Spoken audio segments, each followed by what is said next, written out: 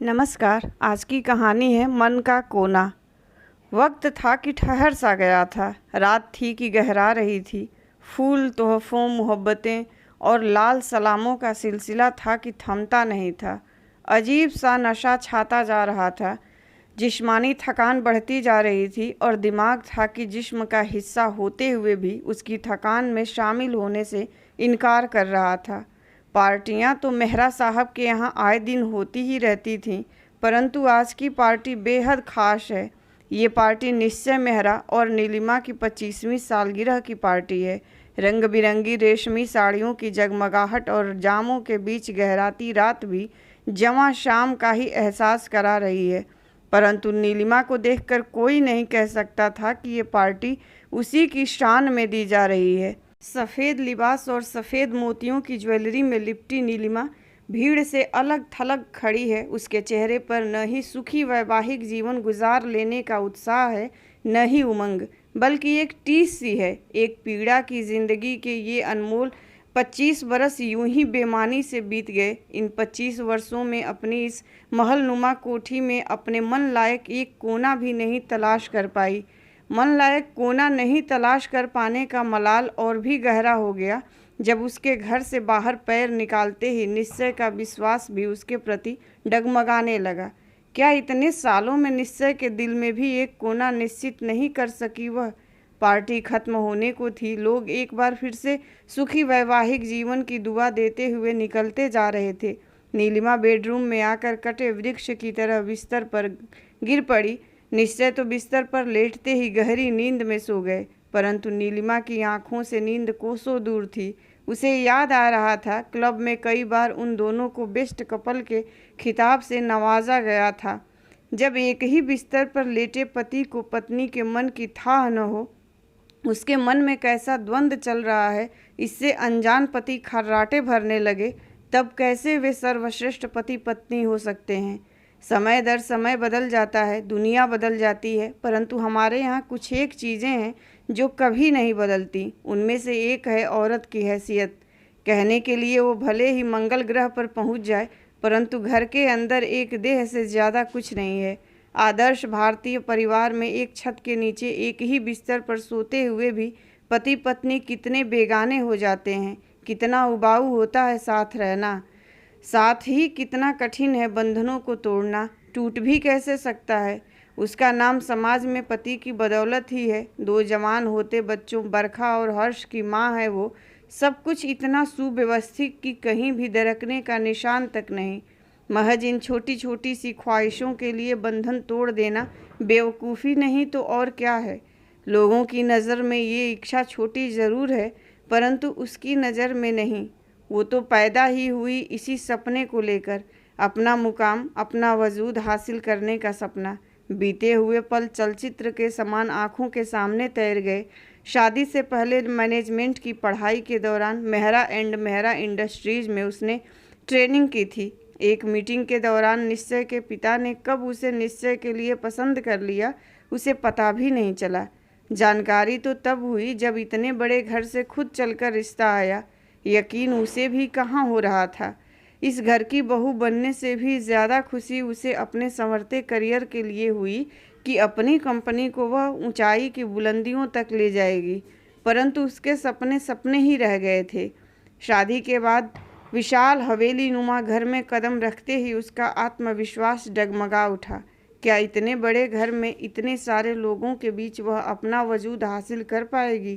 कहीं इस भीड़ में वह खो न जाए। हनीमून से लौटकर सप्ताह भर परिवार के साथ बिताते ही उसे अंदाज़ा हो गया कि सोसाइटी में एक ख़ास हैसियत रखने वाले मेहरा परिवार की नींव अंदर से कितनी खोखली है। ऊपर से अल्ट्रा मॉडर्न नज़र आने वाले परिवार अंदर से कितने दकियानुशी विचार के हैं। बस आधुनिकता का चोला पहन रखा है। कुछ ही दिनों में वो आए दिन होने वाली पार्टी, शॉपिंग, गहने, कपड़े से उब गई। उसे लगता जैसे उसने सारा दिन यूं ही बिना कोई काम किए बेकार गंवा दिया। बचपन में दी गई डैडी की सीख याद आ रही थी कि हर इंसान को काम करना चाहिए, सार्थक काम। निकम्मा इंसान धरती पर भार स्वरूप होता है। उसे भी कुछ सार्थक काम करना है। अपने आप को साड़ियों जेवरों में नहीं उलझाना है। एक दिन निश्चय को अच्छे मूड में देखकर उसने अपने विचार रख दिए। निश्चय, मैं सारा दिन घर में बैठे बैठे बोर हो जाती हूँ। मैंने बतौर ट्रेनी काम तो किया ही है, क्यों ना अपनी ही कंपनी ज्वाइन कर लूँ। निश्चय आंखों में आश्चर्य का भाव लिए उसकी ओर देखने लगा। क्या कहा? फिर से कहना। तुम काम करोगी? डैडी और हम तीनों भाई काफ़ी नहीं हैं कंपनी चलाने के लिए? घर में काम की कौन सी कमी है जो तुम बाहर काम करने की सोच रही हो? घर में मेरे करने के लिए कौन सा काम है? शॉपिंग करने जाओ, पार्टियां ऑर्गेनाइज करो, न हो तो किटी ज्वाइन कर लो। तुम्हें वही सब करना शोभा देगा जो हमारी मम्मी और भाभियां करती आई हैं। निश्चय, तुम मेरी तुलना अपनी गंवार भाभियों से तो बिल्कुल न करो, जिनकी ज़िंदगी में कपड़े, जेवर और सजने संवरने के अलावा कुछ है ही नहीं। मैनेजमेंट की डिग्री को यूं ही दीमक चाटने के लिए छोड़ दूं? क्या मेरी भाभियां गंवार हैं? जानती हो, बड़ी भाभी अपने शहर के जाने माने हार्ट स्पेशलिस्ट डॉक्टर चोपड़ा की इकलौती बेटी और खुद भी MBBS डॉक्टर हैं। मझली भाभी IIT कानपुर की प्रोडक्ट हैं। बड़ी भाभी डॉक्टर हैं? उसका मुंह खुला का खुला रह गया। कल ही की तो बात है, किसी पार्टी में जाने के लिए तैयार होकर निकल रही थी कि उसने उनका गाल छूते हुए कहा, भाभी यू आर सो क्यूट। झट से उन्होंने कहा, नीलू प्लीज़ मेरे दोनों गाल छू लो, नहीं तो मैं बीमार पड़ जाऊंगी। ओह, ये सोच क्या इस घर की उपज है? इस घर में रहते रहते शायद मेरी सोच भी ऐसी ही हो जाएगी। नहीं नहीं, मैं अपने आप को ऐसा नहीं बनने दूंगी। नीलिमा चाहती थी कि उसकी आंखों ने कंपनी को ऊंचाई तक ले जाने के जो सपने देखे थे वो निश्चय की आंखों में भी हों, पर ऐसा कहाँ हो पाया। परिवार की मर्यादा को बनाए रखने के लिए मन मार कर हाउसवाइफ बनकर रह गई वह। उसे लगने लगा जैसे उसका वजूद पानी की तरह हो गया, जैसा बर्तन पाया उसी में ढल गई। परंतु इधर कुछ दिनों से बरखा और हर्ष के हॉस्टल जाते ही एक बार फिर से सोई हुई इच्छा जाग उठी थी। पता नहीं जिंदगी कभी कभी दोराहे पर लाकर क्यों खड़ा कर देती है। इंसान सोचता कुछ है, परंतु उसे कार्य रूप में क्यों नहीं परिणत कर पाता। इसी कश्मकश में जिंदगी गुजर जाती है। अधूरी इच्छाएं, अधूरे उमंग, अधूरे सपने को लेकर इंसान कब तक चल सकता है। यही सोचकर एक NGO ज्वाइन कर लिया। परित्यक्ता, विधवा, गरीब महिलाओं को रोजी रोटी दिलवाने के लिए उसकी संस्था काम करती थी। बेसहारों को सहारा दिलवाने का सुकून मन के सूने कोने को हरा करने लगा। पर निश्चय बेहद नाराज़ रहने लगे। पर कभी कभी ये भी महसूस होता कि निश्चय मुझसे कुछ कहना चाह रहे हैं पर कह नहीं पा रहे। खैर, किसी को भी कुछ पूरा नहीं मिलता, फिर उसके पास तो कहने को बहुत कुछ है। सुखी संपन्न घर गृहस्थी, फिर भी मन खाली सा क्यों है।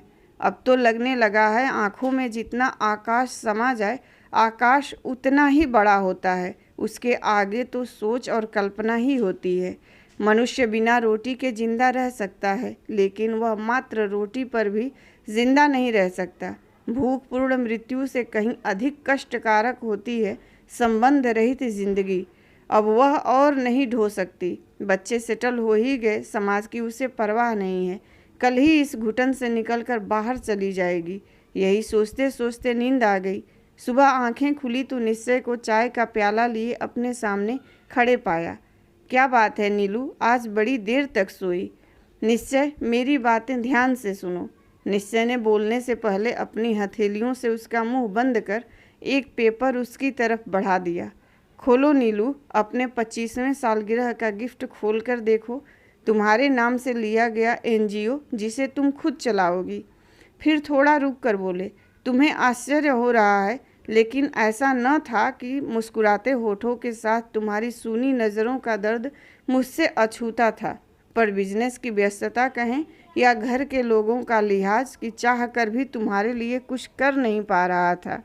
देर से ही सही, तुम्हारे लिए कुछ। नीलिमा ने निश्चय के मुंह पर हाथ रख दिया। खुशी से उसकी आंखों से आंसू बहने लगे। उसे लगने लगा आकाश तो उसकी आंखों से कहीं आगे भी है। धन्यवाद।